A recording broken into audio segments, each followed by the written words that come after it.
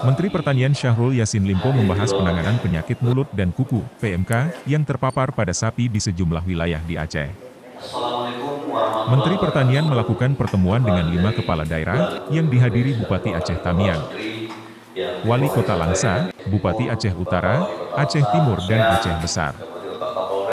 Pertemuan yang berlangsung di Aula Kantor Bupati Aceh Tamiang juga diikuti para pejabat dari instansi terkait termasuk perwakilan TNI dan Polri. Menurut Menteri Pertanian, pihaknya dalam waktu dekat akan segera mendatangkan vaksin baik itu yang berasal dari luar negeri maupun dari dalam negeri untuk dapat diberikan kepada sapi yang sudah terpapar maupun belum terpapar virus PMK. Dalam pernyataannya, Menteri Pertanian Syahrul Yassin Limpo juga memaparkan jika sapi yang terpapar virus PMK tidak menular terhadap manusia dan daging sapi masih layak dikonsumsi. Sementara bagian dalam seperti usus, jantung dan hati tidak layak lagi untuk dikonsumsi karena mengandung penyakit.